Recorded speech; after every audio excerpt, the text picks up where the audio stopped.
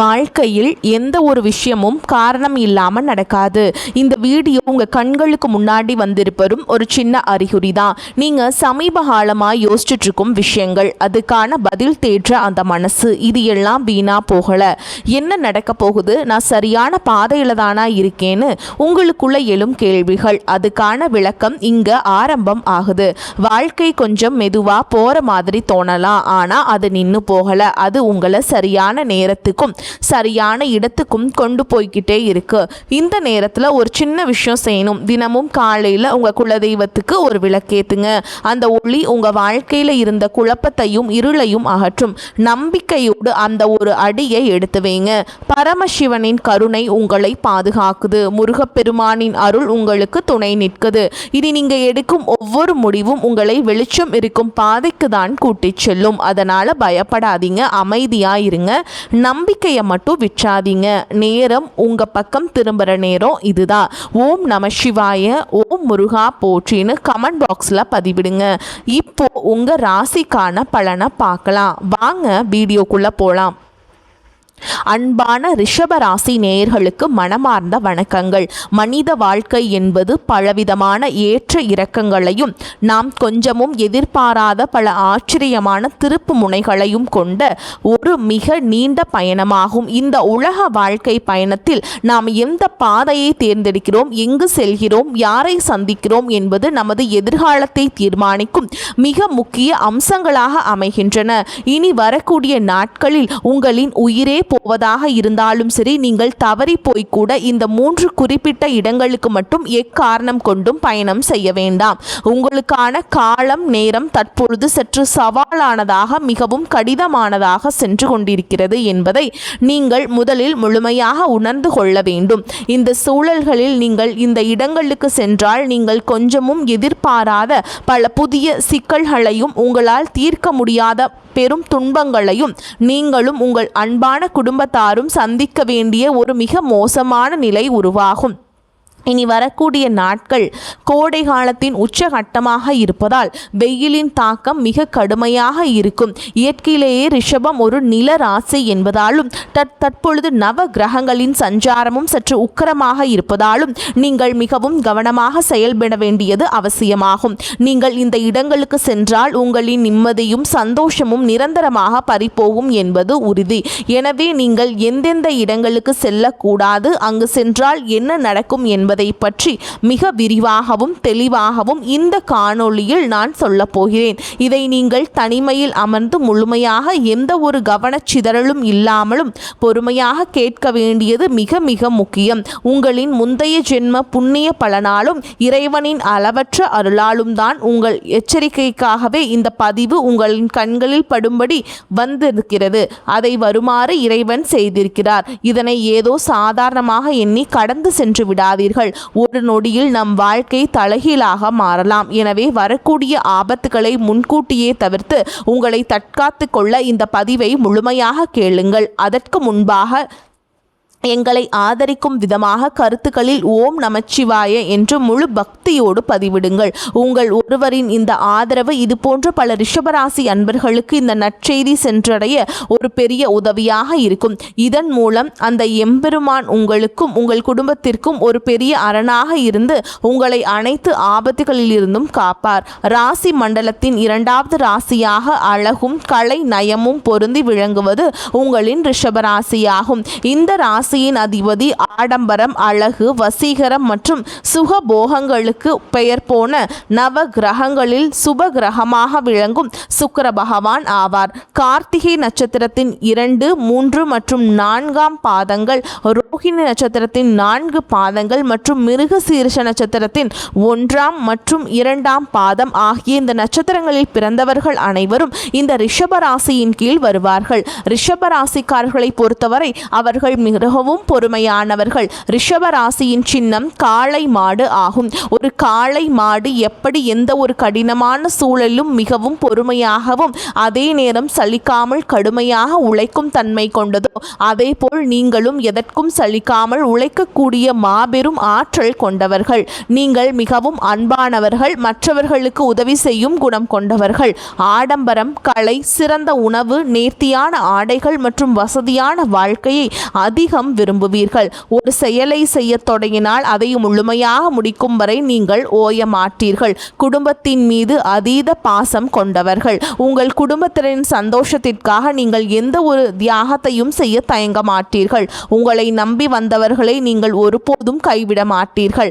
ஆனால் இவ்வளவு நல்ல சிறப்பான குணங்கள் உங்களிடம் இருந்தாலும் உங்களிடம் சில பலவீனங்களும் குறைகளும் இருக்கவே செய்கின்றன. உங்கள் பொறுமைக்கும் ஒரு எல்லை உண்டு. நீங்கள் கோபப்பட்டால் அந்த கோபத்தை கட்டுப்படுத்துவது ரொம்பவும் கடினம். நீங்கள் மிகவும் பிடிவாத குணம் கொண்டவர்கள். நீங்கள் எடுத்த முடிவை மற்றவர்களுக்காக அவ்வளவு எளிதாக மாற்றிக்கொள்ள மாட்டீர்கள். அனைவரையும் எளிதில் நல்லவர்கள் என்று நம்பிவிடுவீர்கள். உங்களின் இந்த மென்மையான குணத்தையும் இரக்க சுபாவத்தையும் பயன்படுத்தி பலர் உங்களை ஏமாற்றி தங்கள் காரியத்தை சாதித்துக் கொள்வார்கள். நீங்கள் சற்று உங்கள் பிடிவாத குணத்தை தளர்த்தி கொண்டு அனைவரையும் கண்மூடித்தனமாக நம்புவதை தவிர்த்தால் இந்த உலகத்தில் உங்களை வெல்ல எவராலும் நிச்சயமாக முடியாது. தற்பொழுது உங்களின் கிரக நிலைகளை சற்று ஆழமாக பார்க்கும் பொழுது ரிஷபராசிக்காரர்களுக்கு இப்பொழுது கிரகங்களின் பெயர்ச்சிகள் மற்றும் ராகு கேதுகளின் பார்வைகள் சற்று எதிர்பாராத சவால்களை கொடுக்கும் வகையில் அமைந்துள்ளன. இதனால் கடந்த சில மாதங்களாகவே நீங்கள் பலவிதமான மன அழுத்தங்களையும் வீண் விரயங்களையும் தேவையற்ற குழப்பங்களையும் சந்தித்து வருகிறீர்கள். நீங்கள் எவ்வளவு கடினமாக உழைத்தாலும் அதற்கான முழு அங்கீகாரமும் பலனும் உங்களுக்கு கிடைக்காமல் வேறு யாரோ அந்த பலனை போன்ற ஒரு மனவேதனை உங்களுக்கு இருந்து கொண்டே இருக்கும். பணம் வந்தாலும் அந்த வந்த சுவடு தெரியாமல் ஏதோ ஒரு வழியில் செலவாகி கொண்டே இருக்கும்.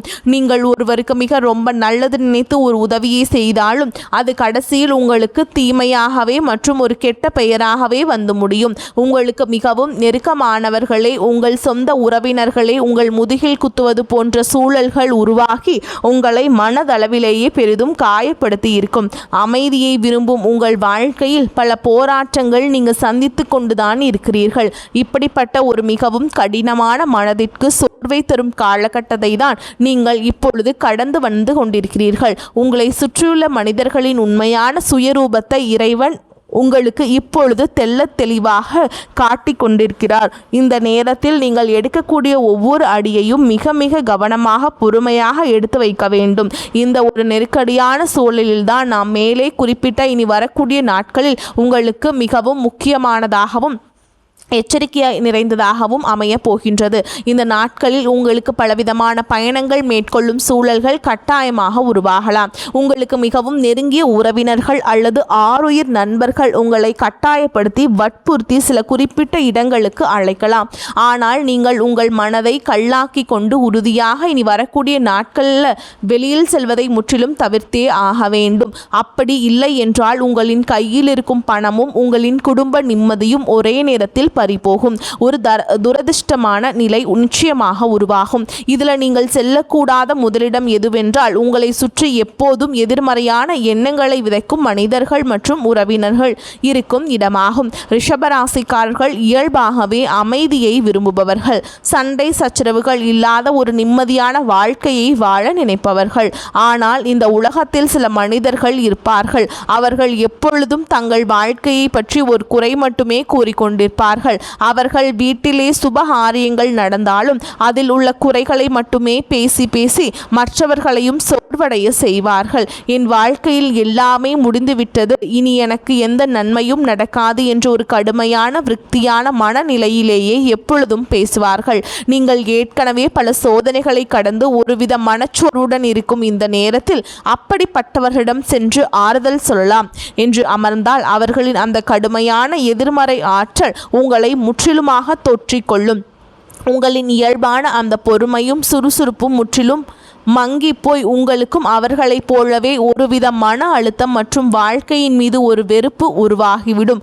அதன் பிறகு உங்கள் சொந்த வேலைகளில் உங்களால் முழுமையாக கவனம் செலுத்த முடியாமல் போய் பெரிய நஷ்டங்களை சந்திக்க நேரிடும். எனவே இனி வரக்கூடிய நாட்களில் இப்படிப்பட்ட மனிதர்களிடமிருந்து எந்த தயவு தாட்சணையும் இல்லாமல் முற்றிலும் விலகியிருங்கள். அவர்களை நீங்கள் தொலைபேசியில் கூட தொடர்பு கொண்டு பேச வேண்டாம். இதுவே நீங்கள் உங்கள் நலன் கருதி செல்லக்கூடாத முதலிடமாகும். நீங்கள் செல்லக்கூடாத இரண்டாவது இடம் மிகவும் ஆபத்தானது மற்றும் உங்கள் உயிருக்கு அச்சுறுத்தலை தரக்கூடியது. நாம் ஏற்கனவே கூறியது போல ரிஷபம் ஒரு நில ராசியாகும். இனி வரக்கூடிய நாட்களில் வெயிலின் தாக்கம் அக்னி நட்சத்திரமாக சுட்டெரிக்கும் என்பதால் உங்கள் நண்பர்களோ குடும்பத்தினரோ உங்களை அடர்ந்த காட்டு பகுதியில் அல்லது மிகவும் ஆழமான பள்ளத்தாக்குகள் உள்ள இடங்களுக்கு சுற்றுலா செல்ல மிகவும் வற்புறுத்துவார்கள். இந்த கடுமையான கோடை விடுமுறைக்காக ஆள் நடமாட்டம் இல்லாத இருண்ட பகுதிகள், கரடு முரடான மலை பாதைகள் அல்லது வினோதமான இடங்களுக்கு நாம் பயணம் செல்லலாம் என்று அன்பாக அழைப்பார்கள்.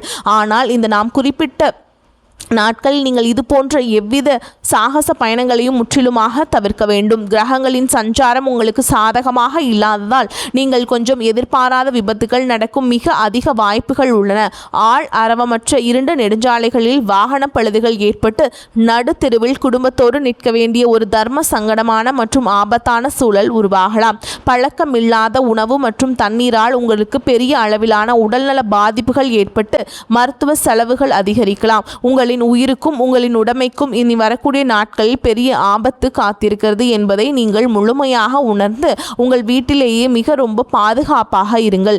வெளியிலேயே சென்று ஆபத்து விலை கொடுத்து தேடிக்கொள்வதை விட உங்கள் அன்பான குடும்பத்தினருடன் வீட்டில் மிக ரொம்ப அமைதியாக நேரத்தை செலவிடுங்கள். நீங்கள் செல்லக்கூடாத மூன்றாவது மற்றும் மிக மிக முக்கியமான இடம் என்னவென்றால் செய்வினை அல்லது மாந்திரிகம் போன்ற கெட்ட தீய செயல்கள் நடைபெறும் இடங்கள் மற்றும் உங்கள் வளர்ச்சியை பார்த்து பொறுக்க முடியாத கடும் பொறாமை கொண்ட நபர்களின் வீடுகளாகும். சுக்கிர பகவானின் ஆதிக்கம் கொண்ட ரிஷபராசிக்காரர்கள் இயல்பாகவே சிறந்த ஆடை அணிகலன்கள் மற்றும் வசதியான வாழ்க்கையை அமைத்து கொள்ளும் திறமை கொண்டவர்கள்.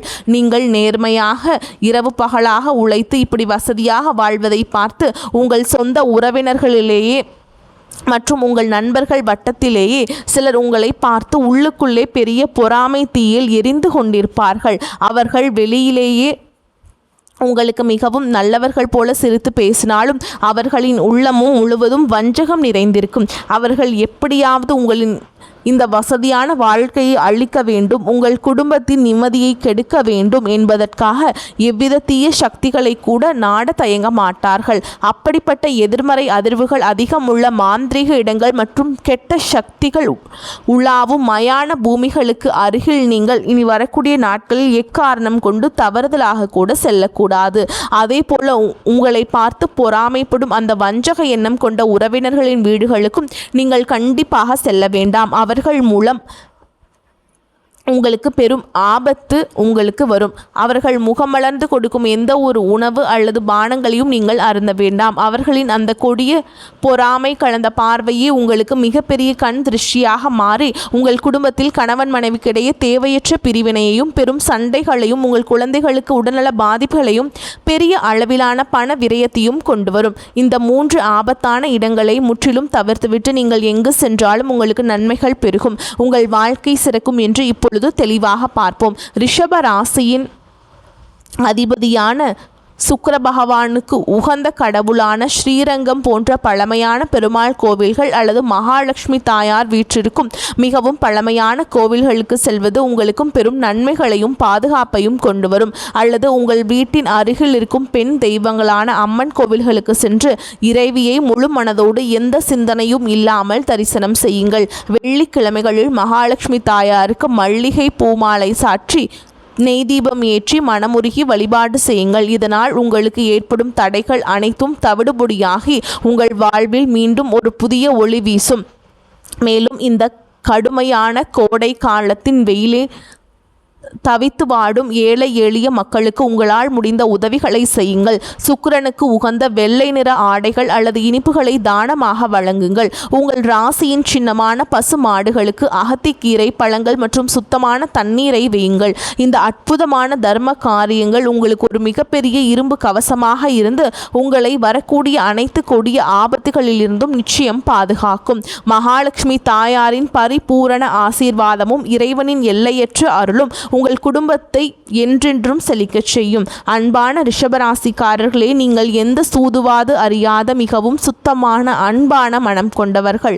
இந்த இயற்கை உங்களை காக்க வேண்டும் என்பதற்காகவே இந்த ஒரு தெளிவான முன்னெச்சரிக்கையை உங்களுக்கு முன்கூட்டியே வழங்கியிருக்கிறது.